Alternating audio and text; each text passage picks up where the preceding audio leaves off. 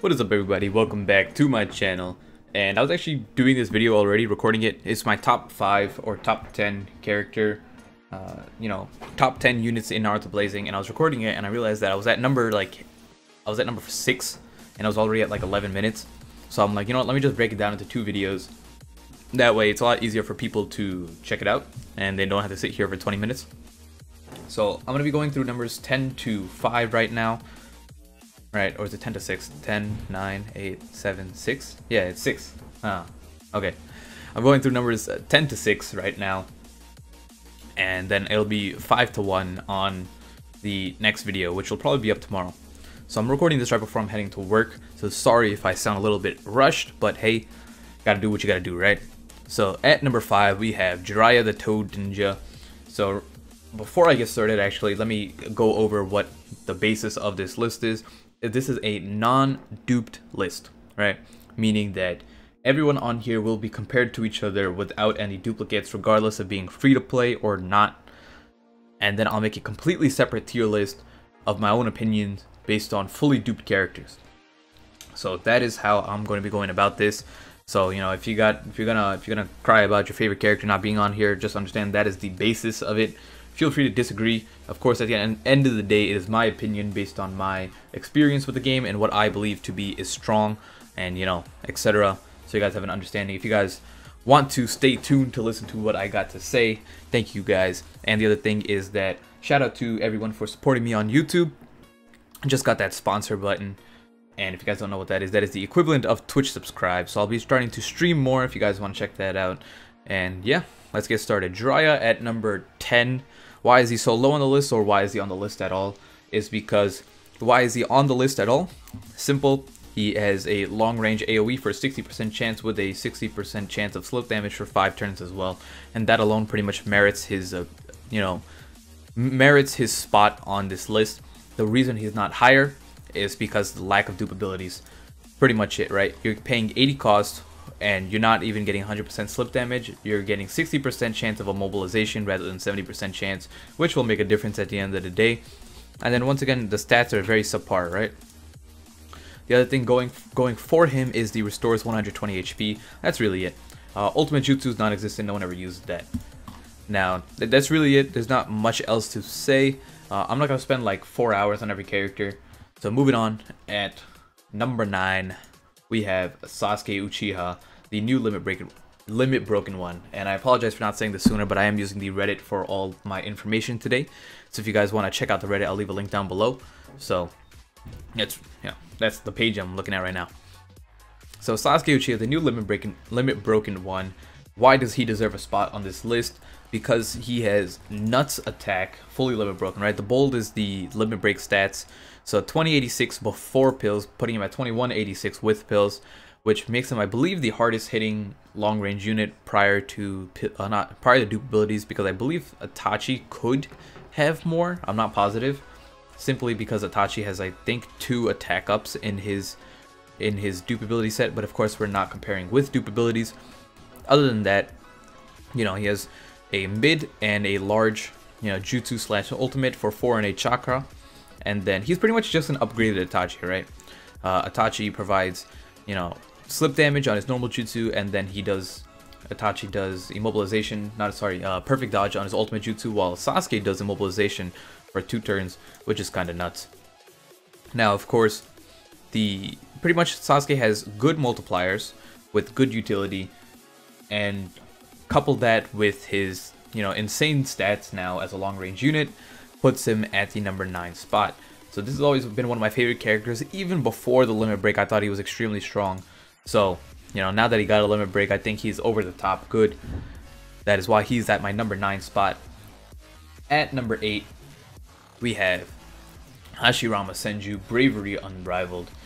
So this might be a contradictory one, just because some people don't think he should be on the list at all. Some people think he's far too low, it should be higher on the list. Well, just remember that no dupe abilities, meaning that he is at 80 cost, right? While also not having any of these.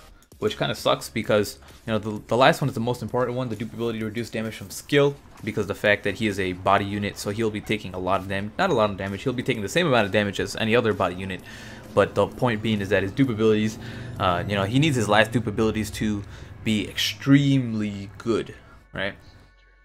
Now, other than that, what does he have? So he has lower attack than the Sasuke that we just looked at, right? If you take a look back, Sasuke has 2100 attack roughly, and then Hashirama has 1326. Now, the thing that makes up for it is that Hashirama has a 6 times multiplier on his normal jutsu and a 15 on his ultimate jutsu, which, yeah, it definitely makes up for the damage. I believe he still does more damage than Sasuke at the end of the day with these multipliers. Now, the other thing is that both of his jutsus have such utility that it's kind of nuts, right? He's got, even though short range, 60% chance of recovery sealing or reducing their attack for 4 turns is a really big deal. Now, the other thing is that vast range on his ultimate jutsu with a 15% chance of immobilization for 2 turns or sealing for 6 turns. And with that vast range, you are bound to hit a billion people anyways, so it's gonna do something to someone. Other thing is that restores 150 to 200 HP. And as a field skill, buddy skill, it restores 200 HP. So he definitely is a jack of all trades. So, you know, that is why he gets that number 8 spot. Now, looking at number 7, we got, boom, Tsunade, the Will of Blooming Flames. So Tsunade gets the number 7 spot because she is another one of those jack of all trades units, except skewed towards the one-shot build, right? She can heal, right, on her own. She can self-boost like One-Tail Naruto, and then she can also nuke with her ultimate jutsu. And the thing is, actually, if you're running Obito, the Kid Obito on your team, right, the skill 1, he can actually boost for 50% attack to all allies. So he can help Tsunade hit that 150% and then still manage to get her ultimate jutsu, which is pretty good. You know, like, you'll see the damage. She just ends up nuking everything. So, of course, nuking one thing. She can heal on both jutsus. So a lot of things is that with the other healers, their ultimate jutsus are for damage, and you have to trade off, right? If you do the damage or you don't heal. So it kind of sucks, unfortunately. But with this Tsunade, you don't have to choose. You know, you just do a lot of damage and you also heal.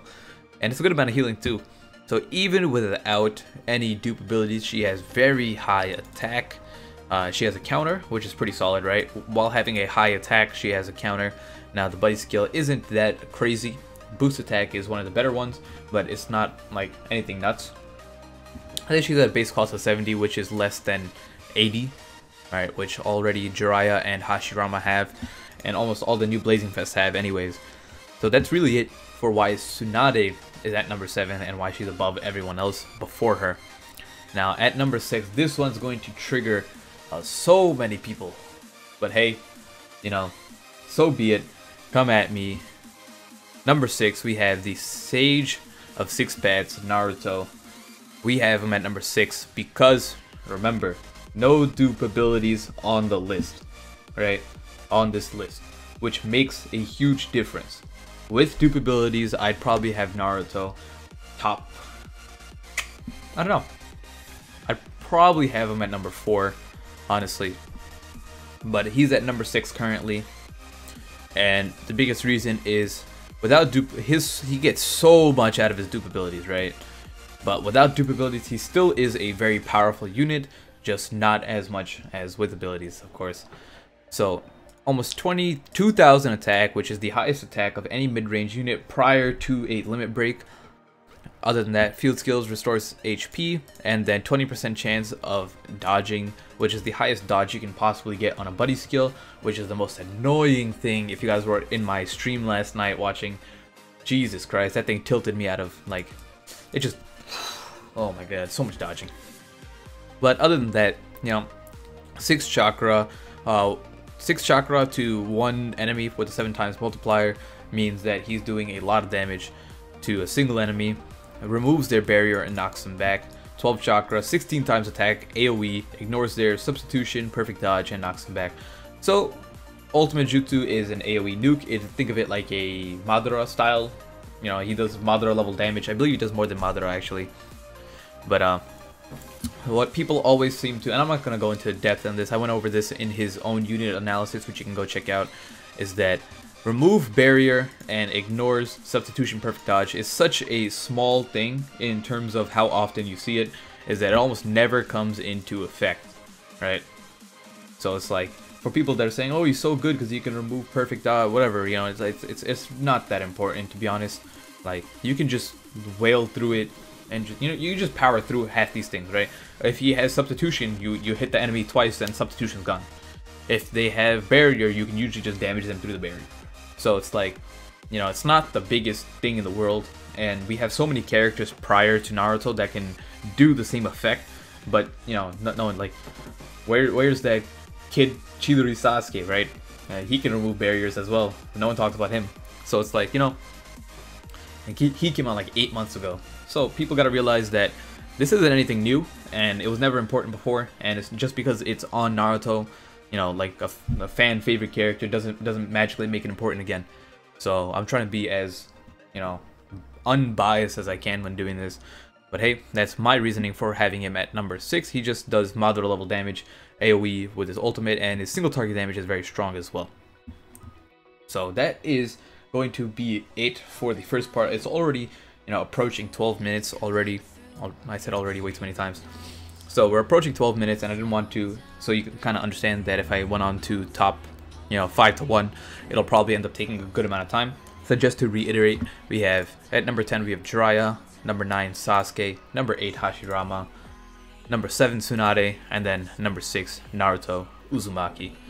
So if you guys agree, disagree, leave it down below. If you guys think I missed someone, let me know why, and so on. Just remember, don't attack other people for their opinions.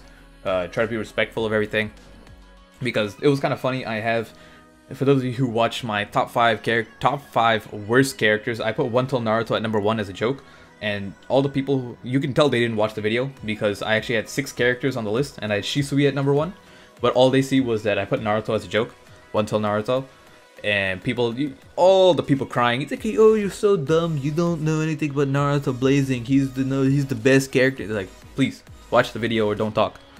So, either way, I thought it was funny. Thank you guys for watching.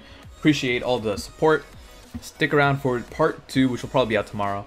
And I'll see you all next time. Peace out.